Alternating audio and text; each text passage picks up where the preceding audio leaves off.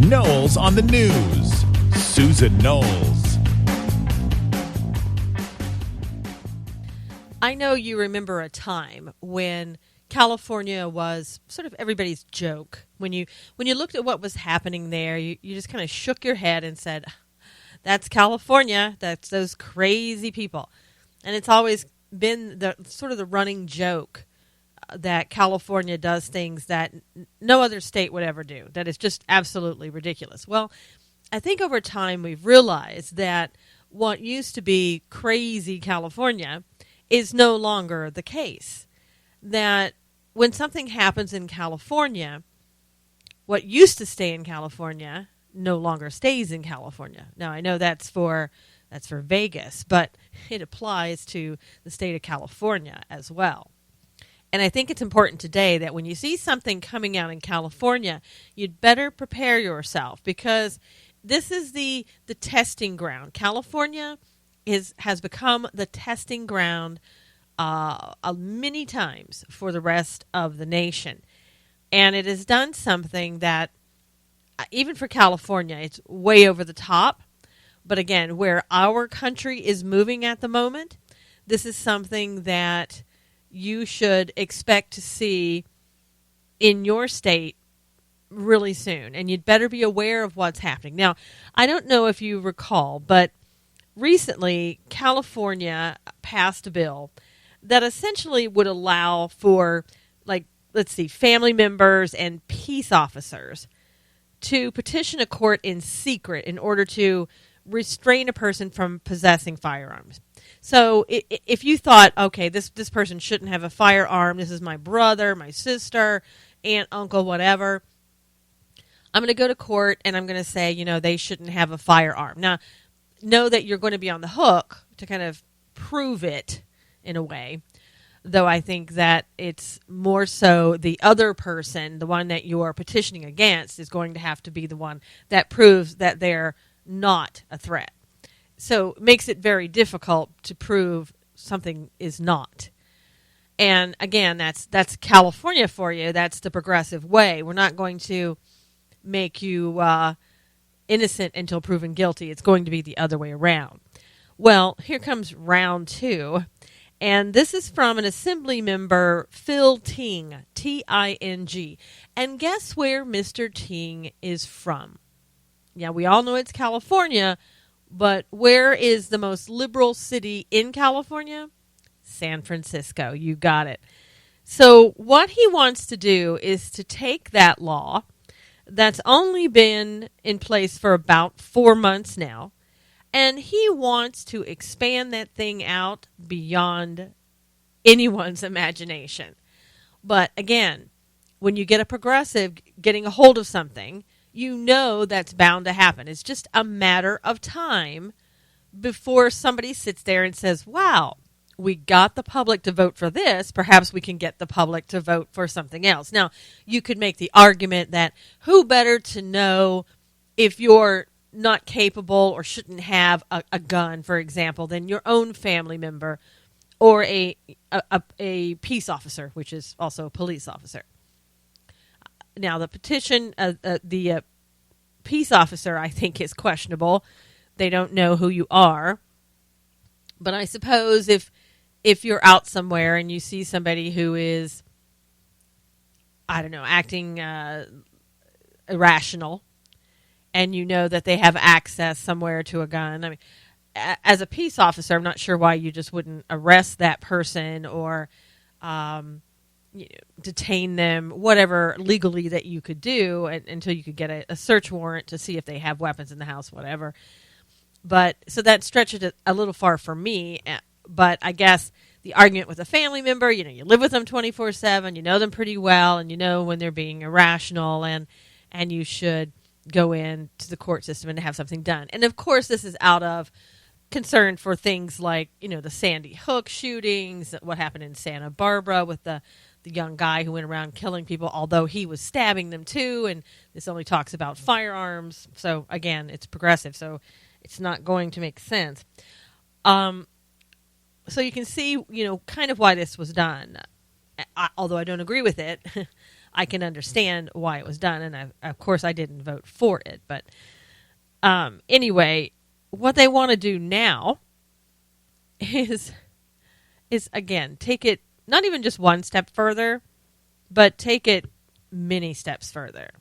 This AB 2607 compounds the measure by adding to it a list of qualified people who can go in and say this person shouldn't own a gun or shouldn't have a gun in their possession. And that goes to employers, co-workers, mental health workers, and employees of a secondary or post-secondary school. So in other words, anybody and his uncle can say that, you know what, I don't think they should have a gun because I saw them, I don't know, sitting there, and I think they may be irrational. I'm just guessing. But if they had a firearm, they could even be worse.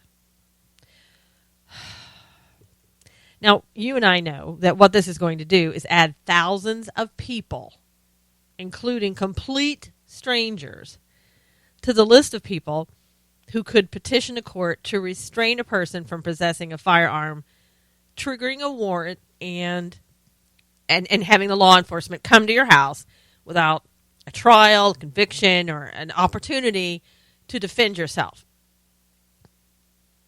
And I'm taking this information from the Firearms Policy Coalition, who is absolutely against this AB 2607, which they should be.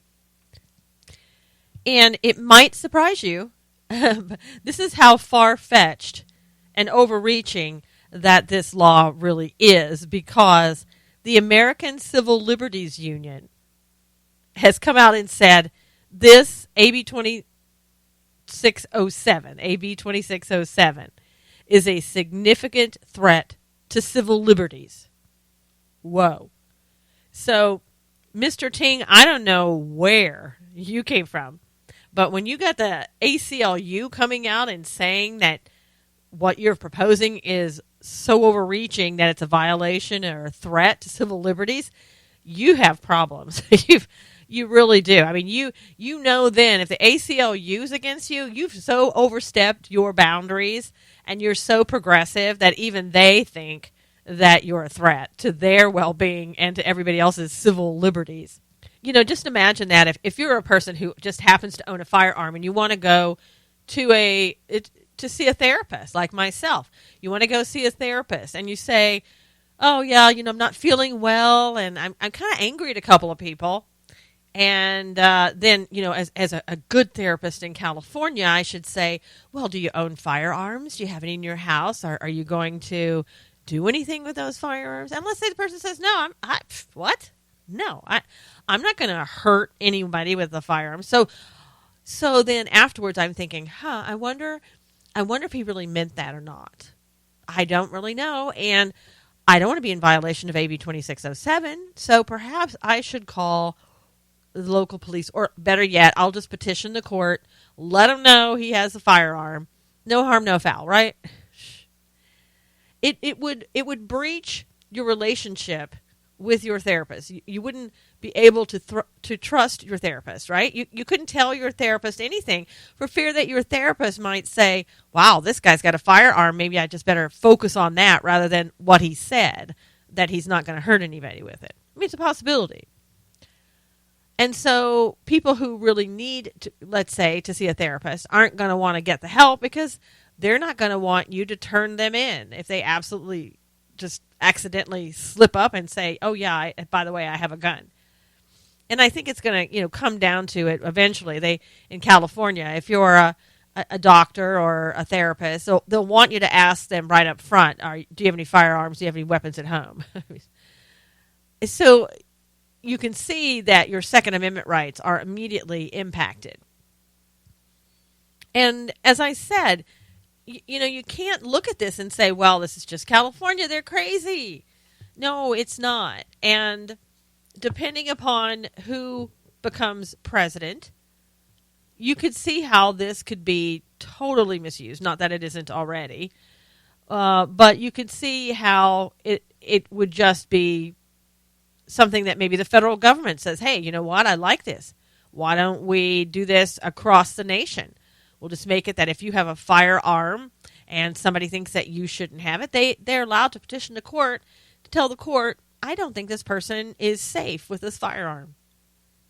And there again, your Second Amendment rights go totally out the window with no just cause. You don't have to prove that you're okay at the moment. They can just come in and take your firearms and then see if you can get them back. Now, the earliest that anything can be done about this on the floor of the California State Assembly is tomorrow, on Thursday.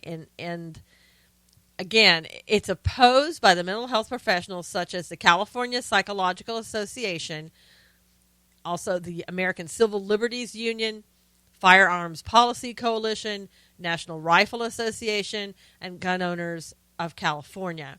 And it's also opposed by the Public Defenders Association. And if nothing else, this bill hopefully will be defeated, but this bill will give you an idea of exactly the mindset right now of the far left, the progressives. This is exactly where they want to go. For I don't know how long now, it's getting more and more difficult for somebody with PTSD, a veteran, to go to the VA. And if you diagnosed with PTSD, your firearms right there, your Second Amendment rights are in doubt right there. And there's one thing of trying to be cautious, and I understand that, but there's another thing when you just go in and make up these things. Like this Mr. Ting obviously doesn't like firearms. I'm sure, though, that he probably has some in his house or somebody protecting him somewhere with a firearm. But he doesn't like firearms, and he doesn't want you to have one either. So he's going to come up with all these excuses. And if somebody looking at this could go, oh, well, but that makes sense. I mean, you tell your therapist, and your therapist should be the one that goes and turns you in, or an employer. Employers are with you a lot, right? They know you. And it just begins to put everything in doubt. It makes it to where people don't even want to talk to anybody else because they're afraid that they're going to accuse them of something. And really, isn't that exactly what this bill would do? It would make you think twice about getting a gun, right? You don't want to get a gun because if you do, you might have to tell somebody you have a gun. You wouldn't be able to go see a therapist. Gosh, even your employer may question you one day, and you're going to be on the hook with that employer. So let's just best not go get a gun at all, right? This way, we're safer. We don't have to deal with it. And if people in California would just not get a gun, it would just be a safer state. Everybody would be a lot better off, right? Doesn't that really make sense?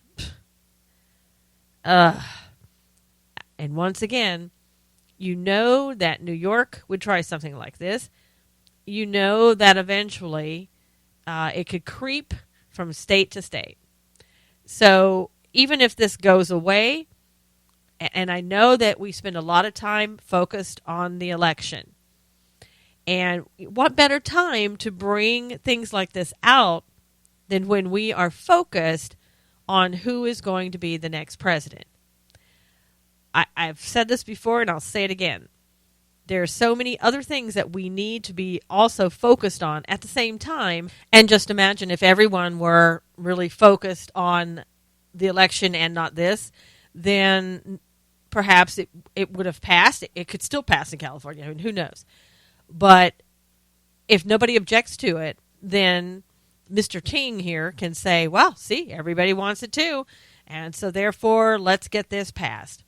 No, Mr. Ting, why don't you just put a little fence around San Francisco, stay in there, and if that's what you want to do in San Francisco, great. But the rest of us in California and the rest of us across the country, the majority of us don't want to do this. And I know the majority rule doesn't matter anymore. We've seen that 1,000 times. But keep your hands off our guns. So let me ask you, are you for or against spanking? Do you think it's something that should just totally be discontinued, or, do you think there's some merit in it? And I'm not talking about being abusive, I'm talking about, open hand to the bottom of a child. And in particular, I don't know what age. I think some people swat their kids around age 2, but I don't know. So what are your thoughts about that? Now, I don't know if you had spankings when you were kids. I did. A lot of times it wasn't open hand. It was worse than that. And again, it was during a time when none of that was considered child abuse at all. Even if you left marks, even if you left bruises. I never had bruises, but I had welts on my legs from the switches that were used. And I'm sure most of you who grew up in the South understand what I mean by that.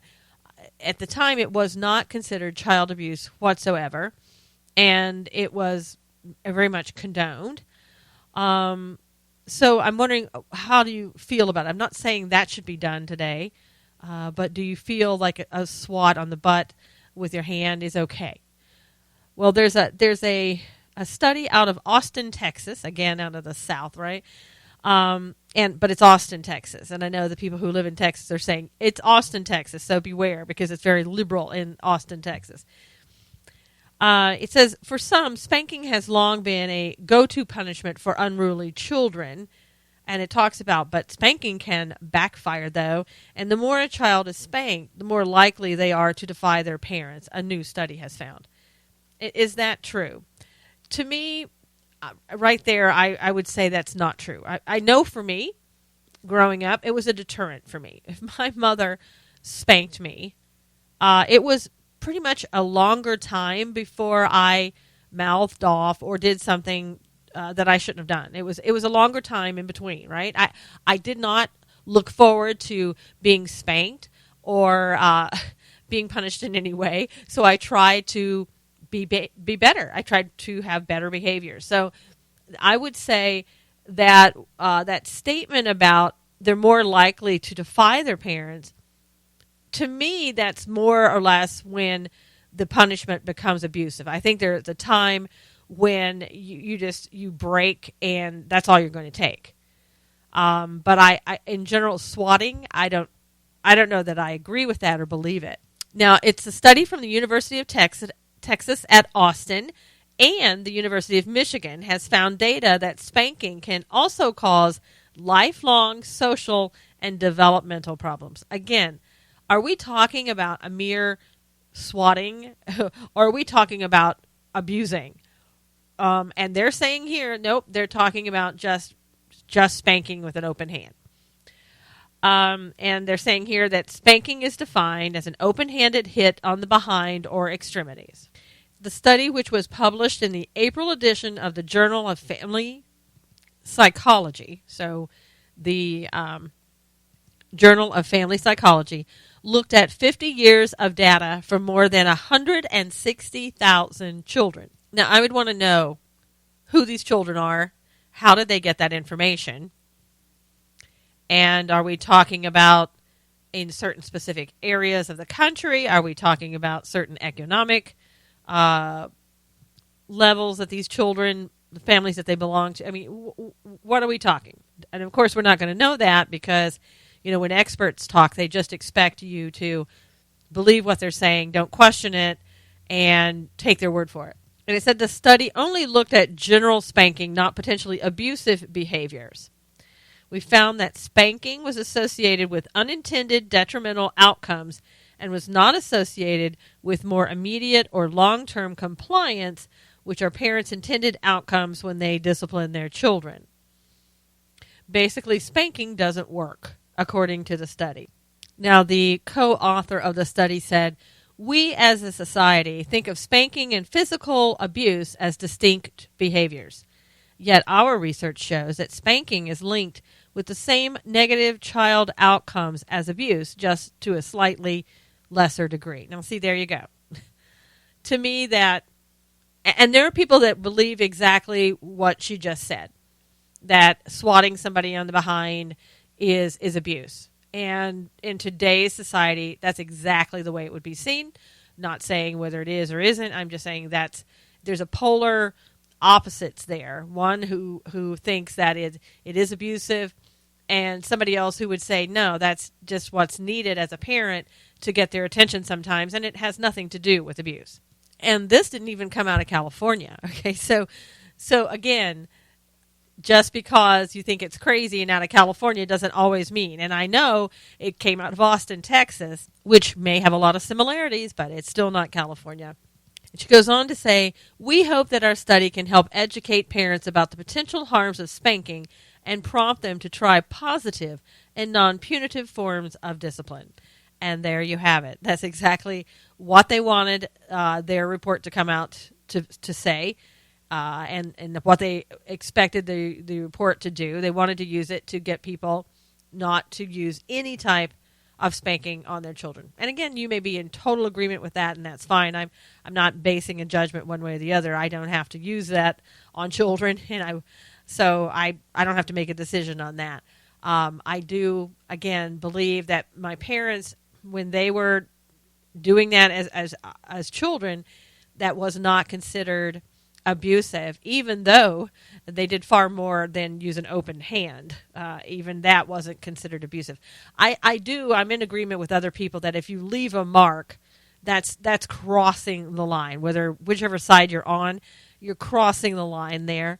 And while it wasn't considered that to be abusive when I was growing up, it certainly would be today, and I think it should be today, because I think there are times when some people might carry it a little bit too far, and those people need to know that what they're doing is abusive.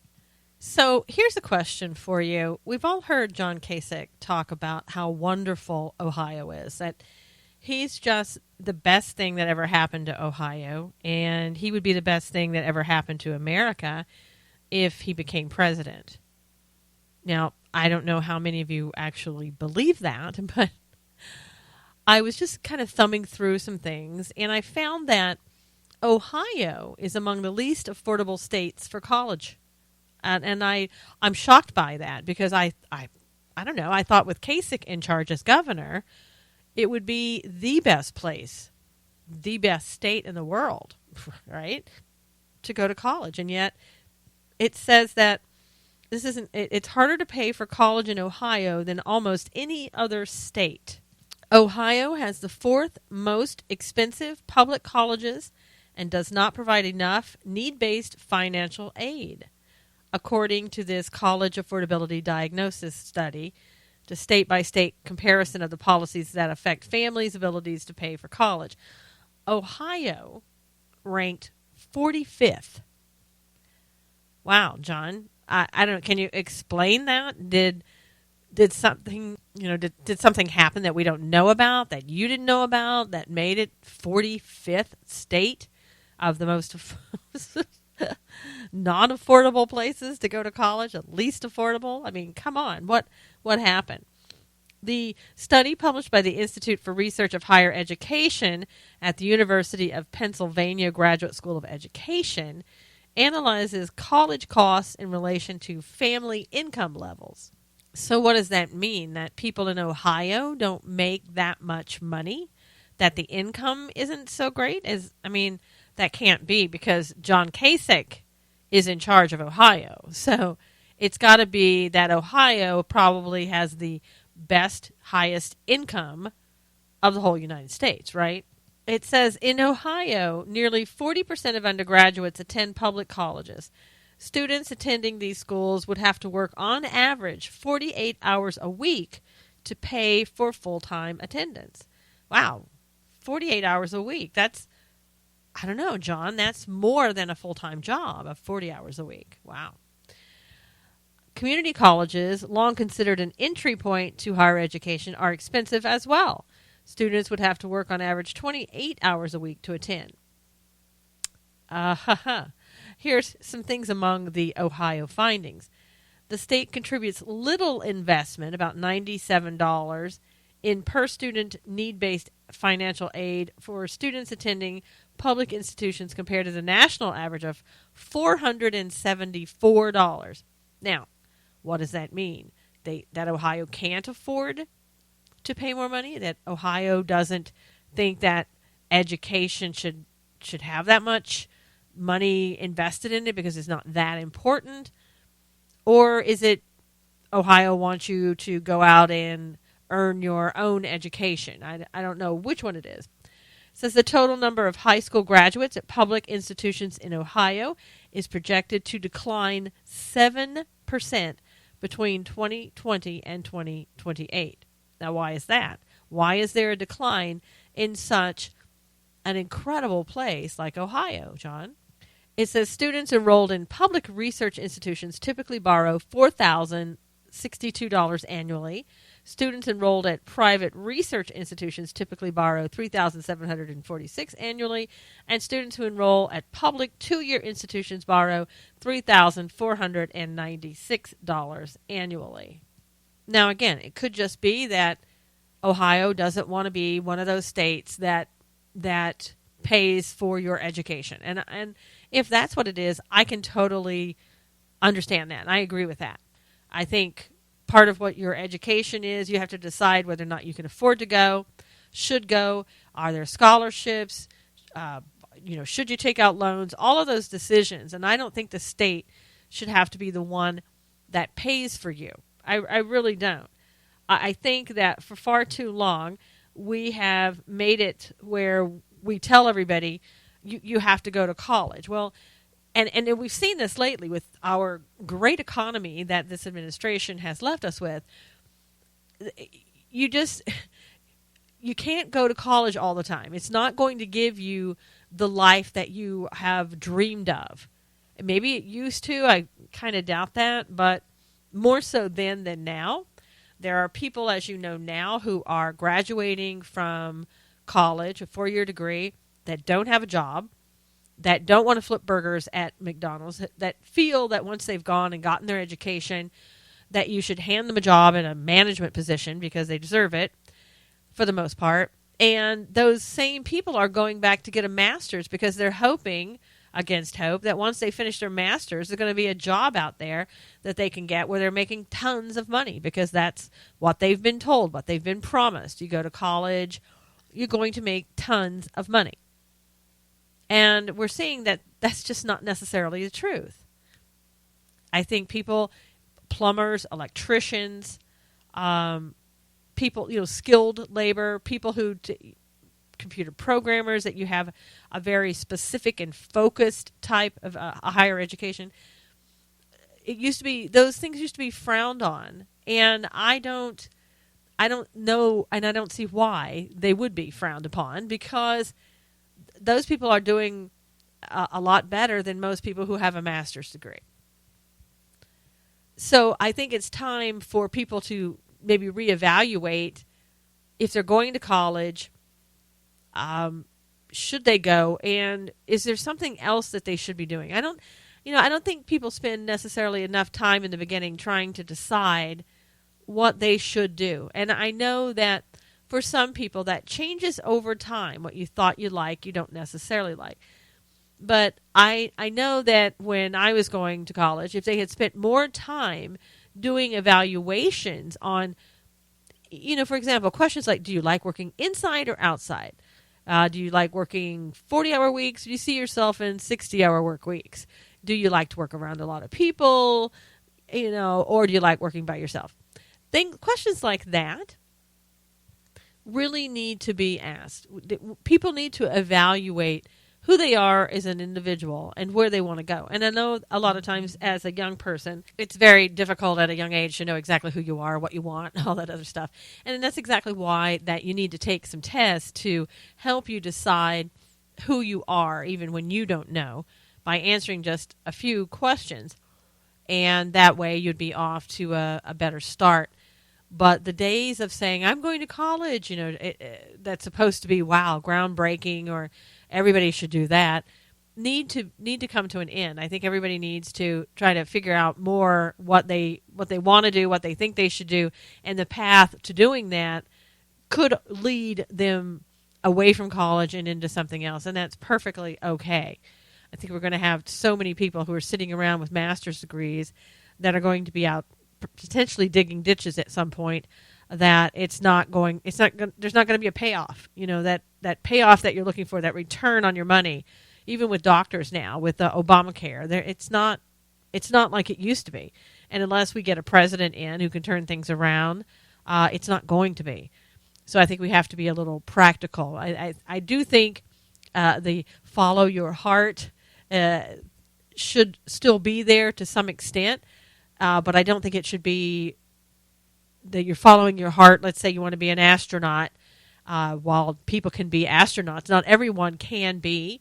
I think you should have a fallback just in case that doesn't work for you. And I don't think that you should spend hundreds of thousands of dollars trying to get to that position unless there is some chance of you actually doing it. I know that it breaks the hearts of a lot of people to hear that, but reality somewhere has to enter into the equation of what you should do.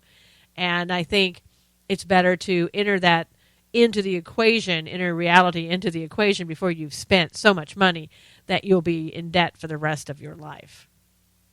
And here is kind of an extension to what I've been talking about.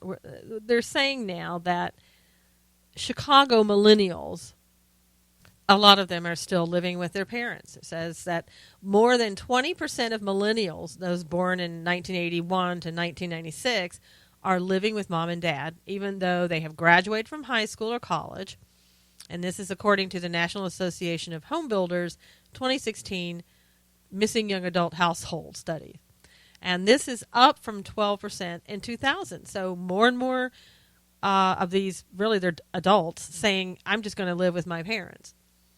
Now, is that a bad thing? We know in some cultures that's just a given. You're not necessarily going to move out or anything else once you go to college, and that's not the expectation. But in America, the typical culture, or what used to be the typical culture in America, was that you went out on your own and got your own place and lived your own life.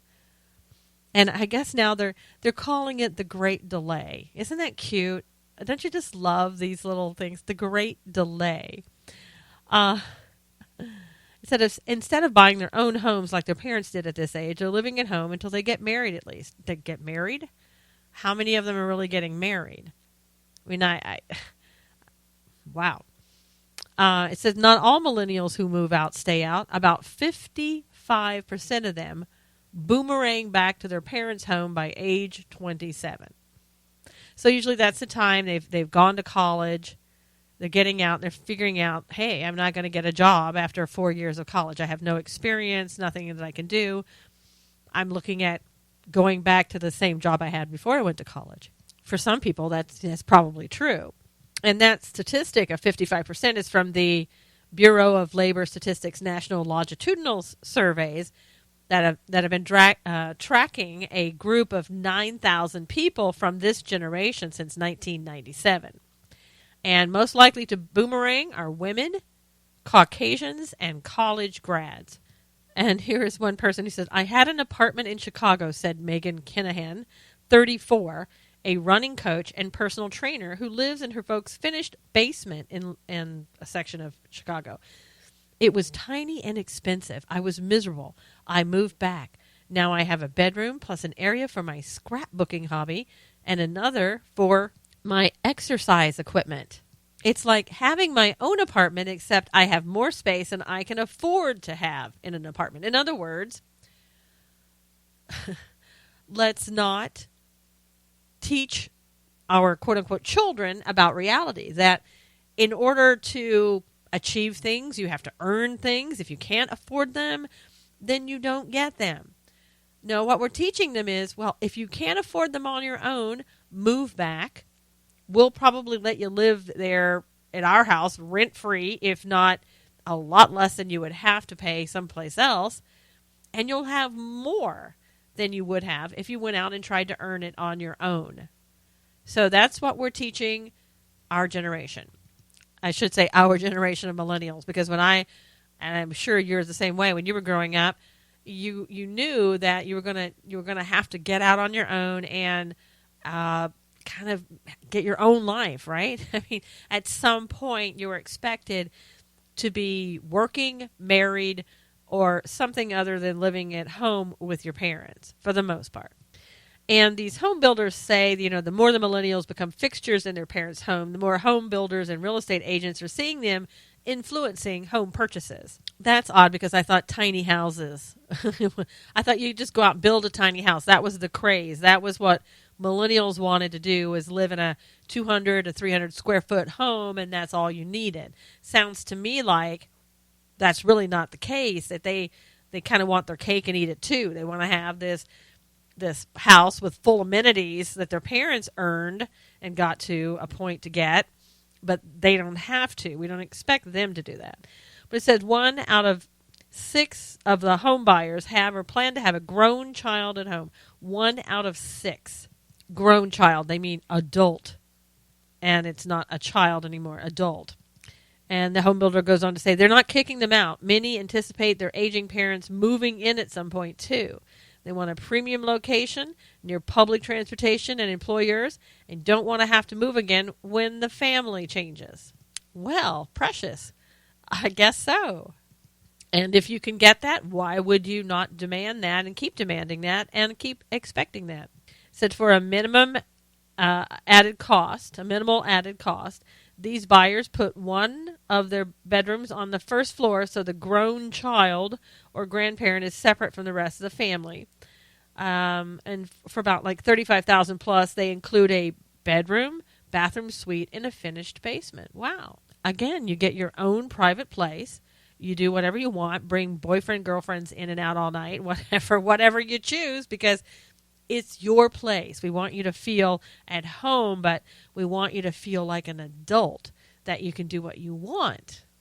It said in a single-family home, in some instances, the kid, again, kid, meaning adult, enjoys his or her own bed, bath suite, sometimes with a kitchenette, separate entrance or living space too. In a townhome, the young adult has the lower level while the buyers sleep on the second level, and the family shares the kitchen and family room on the main level. And you can probably bet that the parents are paying for all the food. Our next gen option is the greatest thing in housing since indoor plumbing. Its features include, it should be its features, but this is probably a millennial who was down in the basement writing this. So its features include a bed, bath suite, small living area, separate entrance, small refrigerator, and counter space. There you go. We can't be without that refrigerator. We got to put leftover pizza in there that our parents have bought for us. The only thing that differentiates a suite from an apartment is that it has no oven or stove. Oh my gosh. In many municipalities, that's a no-no, because that defines it as a rental, where a rental is not allowed. So, in other words, we just can't give you everything that you want, but we're going to do our best. And so, if you really want to have a hot meal, you're going to have to come upstairs and, make it on your own. We're not going to have you do that. So don't worry. Mom or Dad's going to cook that for you. But otherwise, you'd be in a perfect world if you could just have that stove downstairs. So what they do, though, is they use a microwave or convection oven combination. If they want to cook a turkey for Thanksgiving, they use the family kitchen. And how many millennials do you know? And I'm not trying to bag on millennials, but this is kind of your thing here in your article. How many millennials do you know are going to cook a turkey for Thanksgiving because they're going to have their guests over? Yeah. And I love this. It said other families with millennials shop existing homes for one that's better suited for multiple adults. In Chicago proper and its inner ring suburbs, for example, the 1920s first floor maid's room gets repurposed as a millennial bedroom. Wow. See, when the maid was there, and this is a maid's room, right? The maid's getting paid, or the maid's doing work around the house and gets a room to live there in it. How many millennials are, and maybe there's quite a few, but how many millennials are going, let's say, once a week, cleaning their parents' homes for them, cleaning the upstairs area as well as the downstairs area for your own? I've seen millennials, and not all millennials are alike. I just say that right out loud. But I've seen where millennials will live in a a room that was made for them, where they have all the amenities. And God forbid, if you go in there, it looks like a 13-year-old lives there.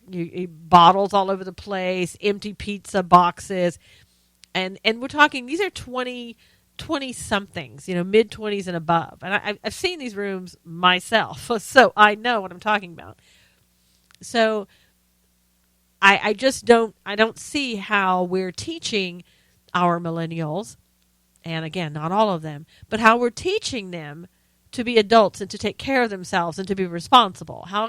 Why will you need to be responsible when you have somebody else being responsible for you? There's the $60,000 question. And I love this. It says other families turn a museum room, it's a room that no one ever uses, on their first floor into a bedroom. In a split level, the millennial can have the whole lower level. Some of the newer ranches have dual masters, so you're at opposite sides of the house. For maximum privacy, the millennial lives in a coach house or bedroom over the garage. Wow. Almost like a grown-up would. And here's a great caveat. No matter the floor plan, it helps when parents and their millennials get along. You think? Because I can tell you something, parents. Once you get your millennial in and you're not getting along, good luck on getting them out. Where are you gonna send them to? There are a lot of people too that the adult parents would say, "Oh, I can't kick my baby out on the street." Well, your baby's no longer a baby, and maybe that's kind of what you have to get used to and realize and get back into reality that these are really adults here, okay? You promised to take care of them until they were 18 or maybe 19 if they're going to school. But after that, legally you're not responsible for them anymore, even though the progressives would make you feel that you are, all right? Now, this one woman, the 34-year-old that I mentioned in the beginning, this 34-year-old does contribute to household expenses. She pays the rent, she does the laundry, and keeps the fridge stocked. And she also babysits the house while her parents visit her twin sister or her brother. Okay. The number one reason kids return to the pads from which they were launched, guess what that is? Money. Since 2006, a millennial's median annual income increased only $700. At the same time, home prices continued to climb. Many a millennial doesn't want to get a mortgage until the college loans are paid back, which is never. I mean, if you're taking out, I can't even imagine what it is to go to college these days. I know when I was in law school back in the 80s, it was over $10,000 a month. And it's more than that now to go to college, especially if you're trying to live in a dorm on college. I can't even imagine what you're paying. So you're never going to be able to pay that back unless you get some incredible job. And even then, it said self-employed millennials are handcuffed by hefty health insurance premiums and high deductibles. To be able to buy my own place, I would need to work for an employer that would cover insurance for me. Now, that's what she said. Okay, well then perhaps being self-employed at your age isn't the best thing to do. If it requires you getting a job and getting covered by insurance so that you can get your own place and take care of yourself and all that, maybe that's what you should do. And again, we don't require that. I mean, wasn't it Nancy Pelosi who said basically with Obamacare and all that, you're going to give you time to just go and be an artist if you'd like, be self-employed, that type of thing. Self-employment is great. And I've been self-employed for a number of years. But I've also worked in the beginning so that I could be able to do that. Not everybody can do that. Is that unfair? I don't know. Maybe. Unfair to who and what? Not everybody can do the same thing. I know we're told day in and day out by the Social Justice Administration that we should be equal to everyone else, that we should have exactly what everyone else has. It's not possible. It's not feasible. It's not practical. It's progressive. You should have the same opportunities as everyone else, and be given an ability perhaps to get there. But it doesn't mean that you're going to have it handed to you on a silver platter. I mean, I know that's what it means today for the most part, but that's not what it means. It means that if you're not financially able to do something, then perhaps you shouldn't do it. Or perhaps you look to see if you can get scholarships, whatever the case may be. You don't have a right to have someone else pay for what you want. Again, I know that's the message today, but that's not the reality of the situation. And again, I know this article in the beginning talked about marriage and everybody's going to wait until they get married. But here's the proof, and we know that. About 59% of people ages 25 to 34 were married in 1990. But by 2014, only 41% had walked down the aisle. The study also cites diversity as a reason more millennials are still home. That is, living at home until you're married is norm in some cultures. Another reason, caution, many millennials have seen their parents lose their home or jobs, so they're gun shy. Well, a lot of times they lose their home or jobs because they're taking care of their adult, quote-unquote, child. And I've seen a lot of situations where adult children move back in and they don't pay any rent. And it's mooching off of their parents. Because if they could pay rent, then they could go to somebody else's house, right? They could go to down the street, somebody who's looking to rent out a room. And if you weren't looking to mooch, why wouldn't you do that? And I know there are a variety of reasons. People say, well, I don't want to live with a stranger. I get all that. But maybe don't treat your parents worse than you would a stranger either. And I love this because this really encompasses everything that I've been talking about. It said continuing to live at home doesn't mean millennials don't want to buy their own homes. Instead of buying a starter home, however, millennials want to skip ahead to the super-duper move-up house. About 68% of millennials want a single-family detached home, and it should have at least 2,300 square feet and amenities such as a first-floor laundry room, hardwood floors, outdoor living spaces, deck, patio, porch. Millennial does not want elevators, wine cellars, or houses in golf course communities. So in other words, again, I'll just say this again because I know millennials are going to say, but that's not me. Okay, it doesn't mean it's every millennial. But there are a number of millennials who think, I want everything my parents have, and I want it now. Everything that their 50 and 60-year-old parents have, not realizing or not caring that their parents started out, if they were lucky, a lot of them, in an apartment somewhere, maybe a studio apartment, and again, maybe not even there, and they had to work their way up to get it. But the millennials are saying, no, I want it now. Give it to me. I don't want to have to work for it. I want a 2,300 square foot home because that's what I want. Yeah, well, everybody wants that too, but it doesn't mean, again, that that's the reality and that everybody can afford a 2,300 square foot home. And if they can't afford to live on their own, how are they going to afford to pay the mortgage on that? They're not going to be.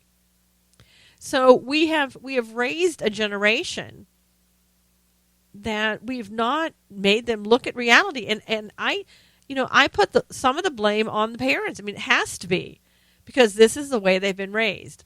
The millennials, for the most part, have gotten what they want because they want it. Their parents have given it to them without any acknowledgement that they need to earn what they're getting. And so when it comes time to get out on your own, what typically would be the time for you to get out on your own, I mean, you're sitting there with your hand open going, okay, well, I'm waiting. Give it to me. I mean, I've always gotten it. Why shouldn't I be getting it right now? So this is, if you've been taught that your whole life, this is what you're going to do. And this is how you're going to perceive everything. And again, I know there are some millennials who are very successful. They work hard. They don't want to live with their parents, or if they do, it's temporary, and they want to get out, and they want to be on their own, and they get a job. And they may have to, God forbid, go to college and work at the same time. I did. I, for the most part, went to either work during the day, college at night, or vice versa. It's just the way it is, And I know Bernie Sanders is promising you the moon, but somebody eventually is going to have to pay for that. And perhaps until the millennials are in their 50s and 60s, they won't care that somebody else is having to pay for that for them. But somewhere along the line, it's going to fall apart. The economy cannot continue on this way and continue to support people who are not supporting themselves. I mean, we've seen that. There are so many people now who feel that they shouldn't go out and have to work flipping burgers. I get that. But sometimes that may be what you have to do. But as long as your parents are paying for everything, inviting you back to the house to live, spending $35,000 to turn their basement into a place that you can live in. Now, again, who's going to pay the parents back their $35,000? Now, you may say, well, when the house is sold, you're going to have great equity. It's going to be great. Okay, maybe, maybe not. Not if housing prices go down. So while you're sitting there in this brand new $35,000 basement that you paid nothing for, you're going to be enjoying it. You're going to be using it in any way that you want, and probably won't take care of it that well because, it's not your responsibility. Again, we need to stop this somewhere along the line and say, okay, yeah, I see that I've made some mistakes. We need to turn it around. It's too late for the millennials now. It's probably too late for their children because they're going to teach their children in the same way that you've taught them. I don't know what it takes or what that moment is where it turns around and the realization, this light bulb comes on and says, okay, this isn't working. Again, we have Bernie Sanders who's sitting there telling millennials, hey, you know what? You're only this way because your parents didn't pay for you to go to college. They didn't demand that you have free education. Therefore, if they had, you wouldn't owe anything. You'd be out on your own. So society really has screwed you over, and you should demand a free education. And instead of your parents paying for that $35,000 place for you to live in down in the basement, they can just pay for your education out of their own pockets, but we'll call it free because you won't owe it. You won't owe it. It won't be your debt, your burden. It'll just be, taxpayer burden, but don't worry about it. It's okay. Your parents would agree it's okay. Well, it's not okay in my book. And speaking of things that have gotten just way out of hand, way out of control, how many people are still shopping at Target? Well, if you are, I guess I would want to know why. And I know that I've heard all of the responses of why. You think that transgenders are being discriminated against and everybody ought to be treated equally. And I have to say to you, you know that there's far more going on here than that, right? You gotta at some point say there's an agenda here, and I'm being fooled, because the agenda is I've had past guests on who've talked about Marxism and communism. Please go back and listen to some of the shows. This is exactly what the progressives, the Marxists, communists have always done. They want to distort reality, and they also know that if they ever want to change America, totally, completely button it up, we're done, they have to change Christian values. And that's exactly what they're doing here. Nobody in their right minds would allow their child to go into a bathroom where there is a risk of being harmed, when they know there's a risk. And that has nothing to do with the transgenders. Everybody knows it. What it has to do is with these men who are most likely pedophiles, perverts, whatever you want to call them, who know that they can take and abuse this law and go into any Target and wait for an unsuspecting child. And I'll tell you one thing. The first time a man comes into a bathroom where I'm at, you better be prepared to hear screaming at the top of your lungs. I don't care what kind of law there is. I am not going into a bathroom, into a public bathroom, when a man comes in there in the bathroom with me. How do I know who this man is and what his intentions are? Everyone out there listening to me, for the most part, was taught that you go in your own bathroom, females go into females, males go into males. And that if a man comes into your bathroom, that only means, one horrible thing. There's a possibility of you getting raped. And you can sit there and laugh if you want, but that's the reality of the situation. And for the progressives to convince you this is about transgenders and for you to go along with it is absolutely absurd. They know that all they have to do to solve this problem is have one bathroom, a lock on the door, and I don't care. Let's make that for everyone. Let's make single stall bathrooms, put in plenty of them. All you got to do is close up, that people can't see over, put a lock on the door, you're done. Everybody can have their own single stall bathroom. No reason it can't be done. I'm willing to pay a little bit more money for that to be done. And it would come out of our pockets ultimately. Okay? But I am not willing to stand by for you to tell me that it's okay for my niece or my nephew to go into a bathroom where an adult male is going to come into that bathroom and you're going to be by yourself. Oh, no. Sorry. Keep passing those laws, and whatever store does that and agrees to it, I won't be going to that store. I will not go to that store. Target, you are off of my list. And everybody I know supports what I'm saying. And I will keep speaking out against people like that.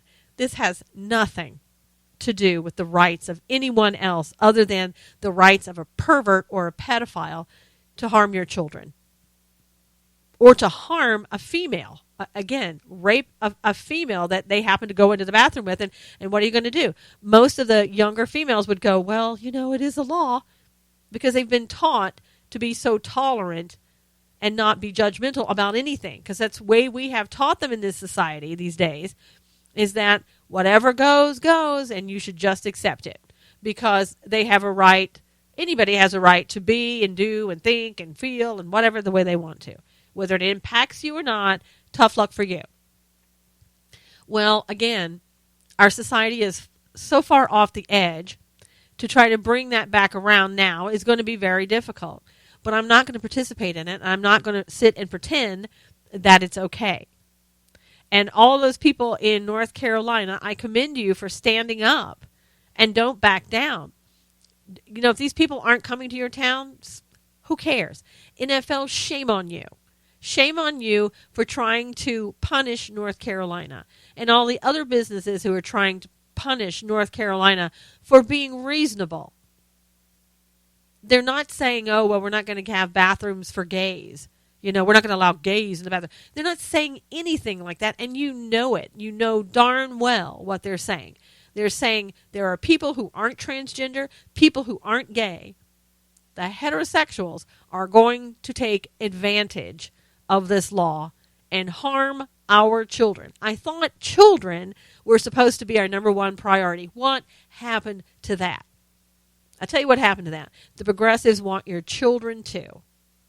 And again, if you think that I am just a conspiracy theorist saying this, go listen to all the people that I've had on my show that will tell you. I've done research on what the progressives and the Marxists and the communists want to do with your children, and I'll tell you what, it absolutely will turn your stomach. And you will see that they're doing that now. I mean, really, they've put this agenda in play, and that's what they're doing. They're trying to make you be okay with what you know is absolutely irrational. And we can't let them do it. We are the remaining people to stand up against all of this. And you may not want to do it, but guess what? You're called to do it because you are all that's left.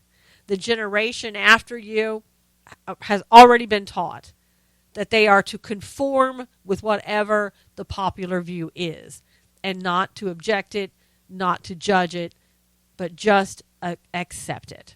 We have to stop this, folks. We really do. We can't keep going more and more off the deep end every day. We've got to start bringing it back around unless it's just way too late to do that. Until next time, thank you so much for being here. It's Susan Knowles with Knowles on the News.